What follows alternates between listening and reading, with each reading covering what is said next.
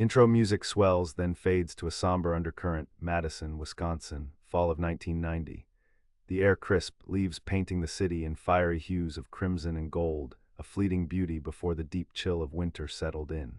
It was a city of lakes, of academic life centered around the sprawling University of Wisconsin campus, and of quiet, tree-lined neighborhoods where life unfolded with a predictable rhythm.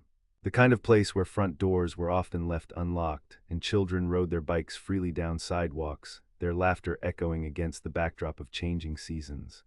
This was the world of Ethan Miller. Ethan was 10 years old, a whirlwind of boundless energy and an imagination that soared. He lived with his parents, Sarah and Tom, in a modest two-story house on Grandview Boulevard, a street aptly named for its gentle slope and the distant glimpse of Lake Monona through skeletal branches. He had a mop of sandy blonde hair, freckles scattered across his nose like cinnamon dust, and eyes the color of a summer sky, perpetually wide with curiosity. Ethan loved building elaborate Lego castles, devouring Goosebumps books, and more than anything, exploring the wooded areas behind their house, convinced they held secrets only he could uncover.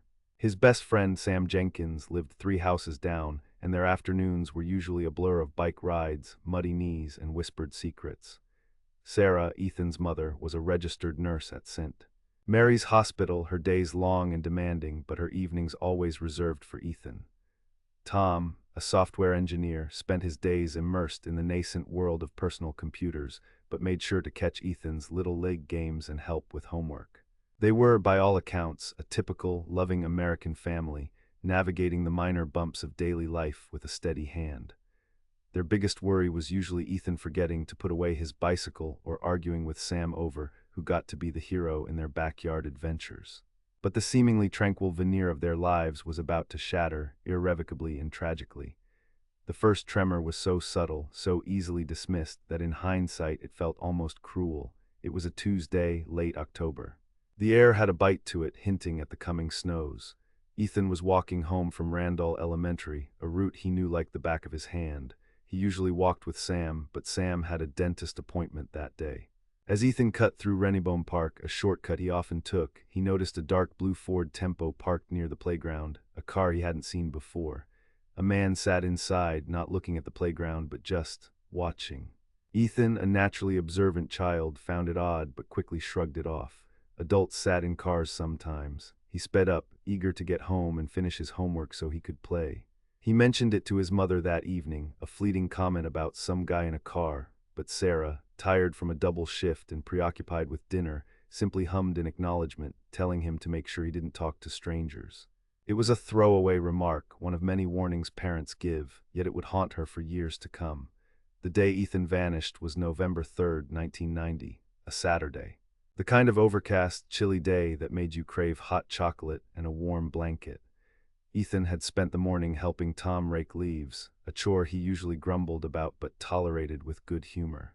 Around 2 p.m., he asked Sarah if he could go over to Sam's house to return a borrowed comic book, The Uncanny X-Men number 275, a prized possession. Sarah, busy folding laundry, agreed. "Be back by 5, honey," she called out. As he grabbed his worn denim jacket and bounded out the door, the comic clutched in his hand. Ethan waved, a flash of blonde hair, and then was gone. He was supposed to be a 10-minute walk. 5 o'clock came and went. Sarah wasn't immediately concerned. Boys lost track of time. 5:30, a prickle of unease, she called Sam's house. Mrs. Jenkins answered, her voice friendly. "Oh, Ethan hasn't been here today, Sarah. Sam's been helping his dad with yard work all afternoon." A cold dread began to pool in Sarah's stomach. She called again, this time to the Miller's own number, hoping Ethan had somehow just gone home without telling her. No answer. She called the neighbors. No one had seen him since he left his house. Tom arrived home at 6, finding Sarah pale and frantic. "He's not at Sam's, Tom. He's not anywhere." The first few hours were a whirlwind of escalating panic. Tom and Sarah drove the familiar route to Sam's, then up and down Grandview Boulevard, calling Ethan's name, their voices hoarse with desperation. They scoured the park, the small patch of woods, their eyes darting into every shadow, every cluster of bushes.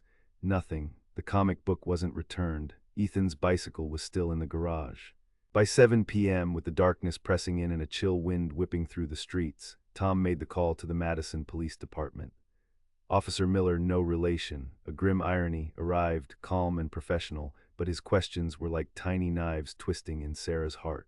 What was he wearing? Any enemies? Any recent arguments? The absurdity of asking if a 10-year-old had enemies felt like a cruel joke. The initial investigation launched with a frantic, almost desperate energy. Police cruisers descended on Grandview Boulevard, their blue and red lights painting the quiet residential street in an eerie, pulsing glow. K-9 units, their handlers grim-faced, trotted through the park, sniffing the cold, damp earth, but found no trace beyond Ethan's lingering scent near the park entrance. Uniformed officers went door to door, speaking to stunned neighbors who could offer little more than expressions of shock and concern. "Such a sweet boy," they'd murmur, shaking their heads. Detective Richard Hayes, a seasoned veteran with a weary face and an unwavering commitment, took the lead.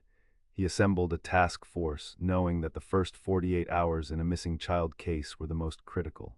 Missing person posters were printed, photocopied, and plastered on every lamppost, storefront, and community board in Madison. Ethan's smiling face, caught in a school photo, stared out from newspapers and the evening news reports. The city of Madison, usually so placid, was gripped by a collective anxiety. Parents held their children a little tighter, watched them a little closer. Sleepovers were canceled. The freedom children had once enjoyed was abruptly curtailed by a chilling fear of the unknown. Sarah and Tom gave tearful interviews to local news channels, their voices cracking, pleading for Ethan's safe return for any information. The phone at the police station rang non-stop, a chaotic mix of well-meaning tips, crank calls, and heartbreakingly, no credible leads.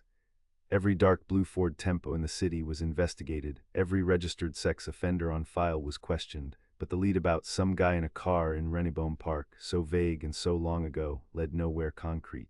There were no witnesses to Ethan's disappearance, no scuffle, no cry for help.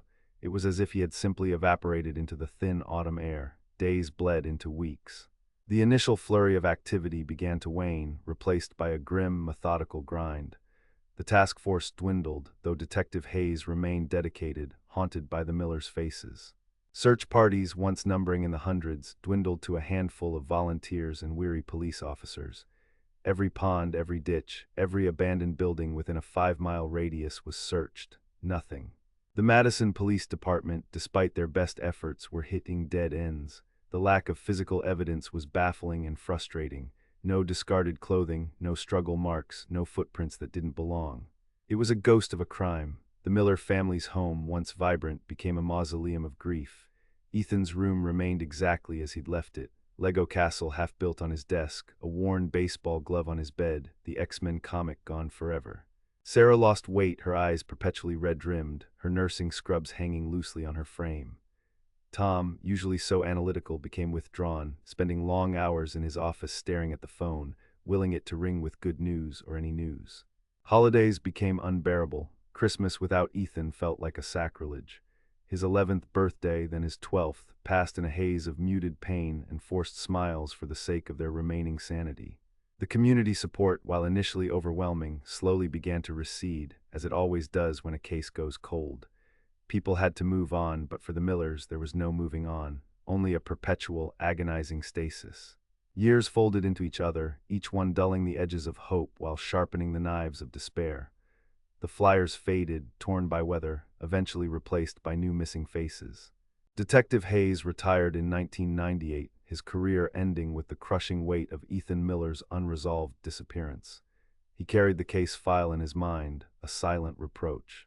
The Madison Police Department maintained a cold case unit, and Ethan's file, thick with fruitless reports, was eventually moved to a high shelf, dusted off occasionally by new recruits hoping for a miracle. Madison, though scarred, adapted. A decade later, by the year 2000, the city had changed. New buildings dotted the skyline, technology had advanced, desktop computers were common, the internet was emerging, though still clunky. Cell phones were becoming less of a luxury, yet in the quiet corners of Grandview Boulevard, the memory of Ethan Miller remained, a phantom presence. The Miller home felt emptier, quieter. Sarah and Tom, older, grayer, still lived there, their lives forever altered. They had learned to live with the gaping hole in their family, but it never healed. Every blonde boy in a park, every mention of a missing child on the news sent a fresh jolt of pain through them. Then 10 years after Ethan's disappearance, in the spring of 2000, a new team took a fresh look at the cold cases. Detective Clara Jensen, a sharp, tenacious investigator in her early 30s, was assigned Ethan Miller's file. She was relatively new to Madison, unfamiliar with the personal tragedy that had gripped the city a decade prior, allowing her a detached perspective. She approached the case not with the burden of past failures, but with the fresh eyes of someone looking for details missed, connections overlooked. Jensen started from scratch. She re-interviewed Sarah and Tom, meticulously going over their accounts, noting minute differences in their recollections that had perhaps been dismissed as grief-induced fuzziness. She pulled all the original evidence, carefully labeled and preserved: witness statements, crime scene photos, K-9 reports. There was no physical evidence directly linked to Ethan's disappearance, which remained the most frustrating aspect.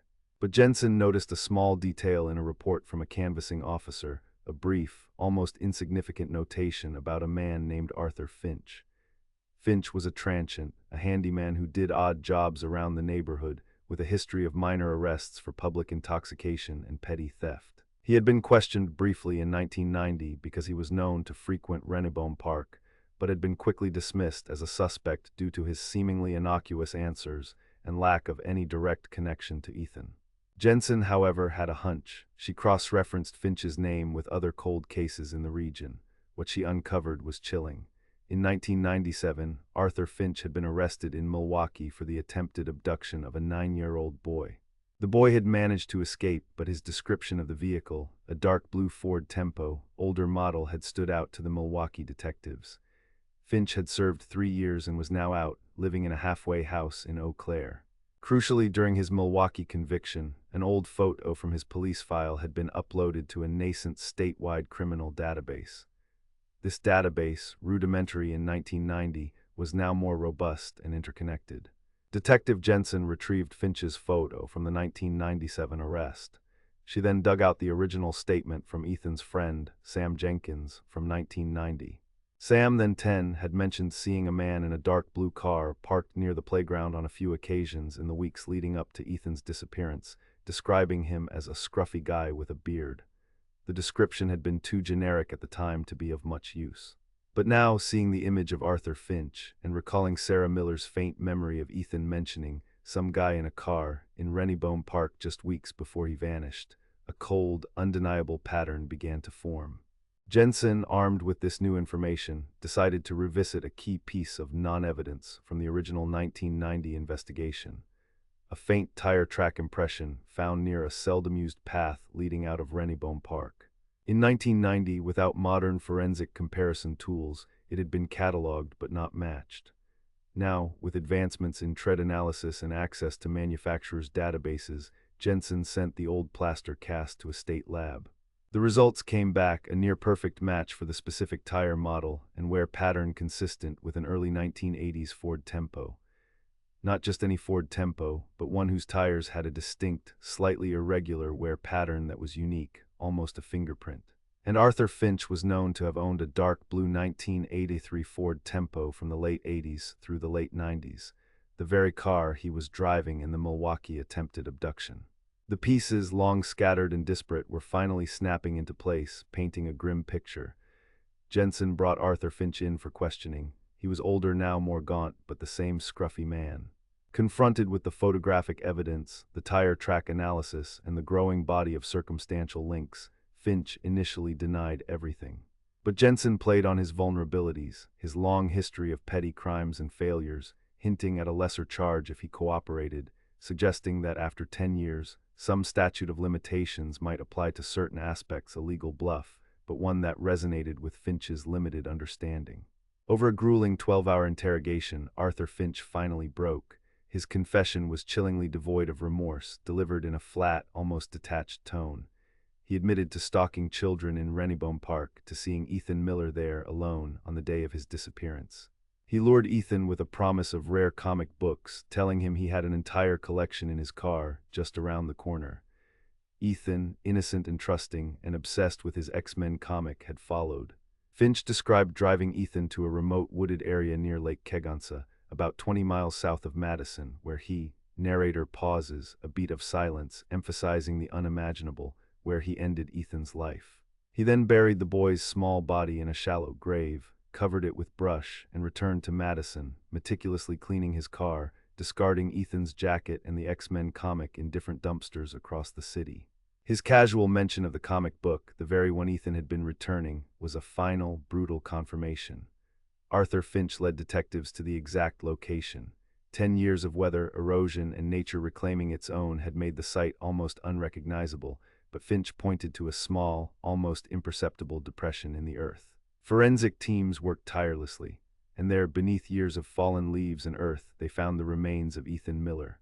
A small, skeletal hand reaching out from the soil, a few fragments of clothing, and heartbreakingly, a small, silver locket Sarah had given him on his 8th birthday, still clasped around the delicate bones of his neck. The news ripped through Madison like a fresh wound. The community that had grieved in uncertainty now grappled with a devastating, irrefutable truth. Sarah and Tom Miller, who had clung to a faint, desperate hope for a decade, now faced the crushing reality of their son's murder. There was no joyful reunion, no triumphant return, only the cold, hard certainty of loss. Arthur Finch was tried, convicted, and sentenced to life in prison. Justice, in its slow, agonizing form, had finally been served. But it was a hollow victory. The case of Ethan Miller stands as a somber reminder of the vulnerabilities of childhood, the insidious evil that can lurk in plain sight, and the enduring power of a mother's love that never fades. His story etched itself into the collective memory of Madison, a city that learned, too late, the true cost of lost innocence. The leaves still turn crimson and gold in the autumn, children still laugh in Renniebone Park, but for those who remember, the chill in the air each November carries with it the ghost of a freckled boy with sky-blue eyes, who simply vanished one ordinary Saturday, leaving behind an unbearable silence that took a decade to explain, but a lifetime to accept. Outro music BGINS, somber and reflective, fading to black.